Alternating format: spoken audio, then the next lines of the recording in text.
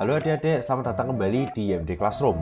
Hari ini kita akan belajar mengenai GSI ya, Generic System Image. Yaudah nggak usah lama-lama, langsung ke Classroom. Ya, ini adalah PPT yang sudah saya siapkan. Ini juga dibantu oleh teman saya. Ya, jadi ini ada judulnya dulu, GSI dengan kepanjangan Generic System Image ya. Ya, sebelum kita masuk ke pembahasan GSI, saya akan mengenalkan diri saya terlebih dahulu. Ya, nama saya Kanagawa Yamada. Saya dari virtual teacher asal Indonesia. Boleh dipanggil Mas Yamada atau Kak Yamada atau Yamada Sensei juga nggak apa-apa. Ya gitu ya. Ya, ini adalah dasar dari GSI dulu.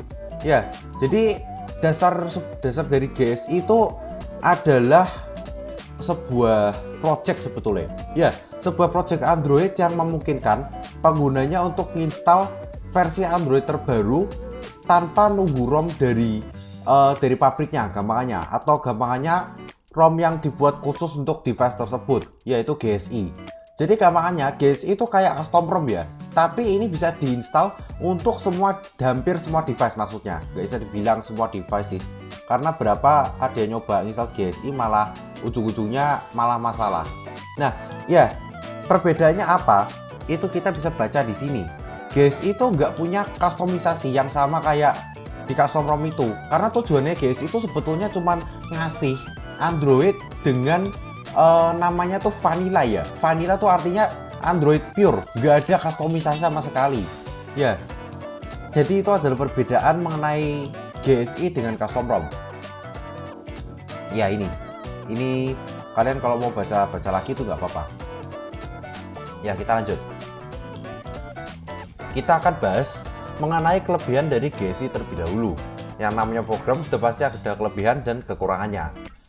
Sebelum kita bahas mengenai kelebihan itu, saya minum dulu.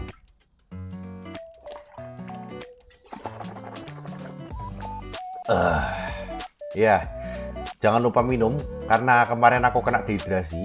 Ya, ini kelebihan dari GSI. Yang pertama, Android Stock.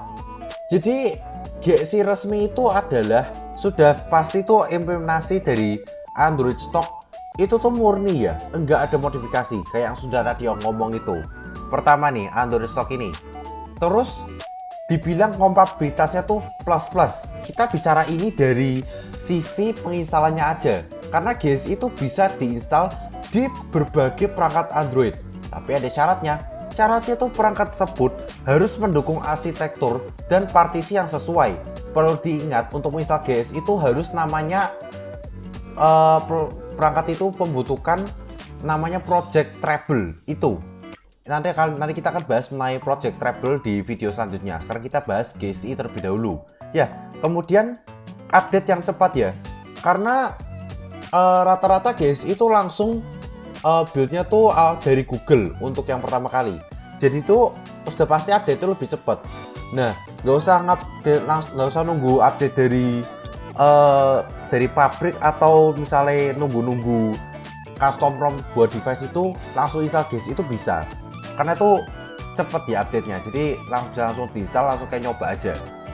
Ya, kurang lebih itu. Sekarang kita bahas kekurangannya. Yang namanya kelebihan sudah pasti ada kekurangan.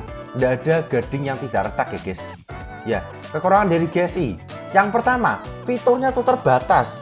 Karena GSI itu nggak dibikin tanpa modifikasi kayak tadi tuh, maka fitur dan customisasi itu tuh bakal jauh lebih sedikit daripada ROM resmi dan ROM custom. Nah, kenapa? Ya sudah dibilangin GSI itu kan implementasi Android pure. Kalian jangan mengharapkan fitur-fitur yang gampangannya aneh-aneh ya. Misalnya kayak fitur kayak Dolby Atmos itu sudah pasti tidak ada di GSI.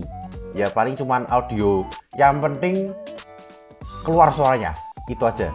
Nah, kemudian kompatibilitas perangkat. Ini kita sekarang bicara bukan dari masalah instalasi, tapi kita akan bicara mengenai kompatibilitas perangkat seperti WiFi dan Bluetooth. Nah, bisa dibilang kompatibilitas perangkat di GSI ini gampangannya agak kurang ya, bisa dibilang ya. Karena tuh kadang kalau kalian install GSI itu, kalian tuh tiba-tiba nggak bisa pakai WiFi, nggak bisa pakai Bluetooth. Misalkan punya ini TWS, ini kalian mau coba pasang ke HP kalian yang sudah kalian pasang GSI itu kadang nggak bisa. Ya, jadi karena itu adalah sebuah masalah kompatibilitas dari GSI itu terus sendiri. Jadi itu masalahnya. Kalau misalkan mau install GSI harus mikir itu juga. Terus kemudian adalah instalasi yang rumit. Karena saya itu join komunitas HP ya, jadi kebanyakan banyak banget yang bahas-bahas tentang GSI itu. Bahkan ada juga yang pakai GSI di grup itu. Saya tanya-tanya prosesnya tuh gimana. Dibilang gampang ya agak gampang, tapi yang bikin rumit itu adalah ketika GSI-nya tuh nggak cocok sama HP itu. Mau install malah ujung-ujungnya black screen. Nah, itu masalahnya, itu yang susah itu bagian situ. Install sih mungkin tinggal pakai fastboot saja. Tapi masalah lain-lainnya tuh yang susah. Jadi kurang begitu ya untuk kekurangannya.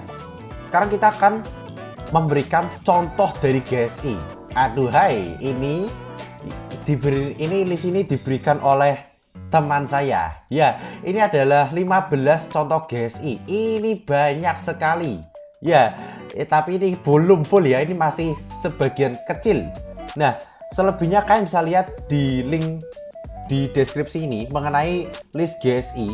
Ini sudah ada orang yang bikin listnya, ya. Dan tidak semua ROM GSI itu bisa sukses dipasang di device kalian. Nah, seperti yang tadi aku bilang, ada syarat-syarat yang harus dipenuhi ketika kalian menggunakan GSI.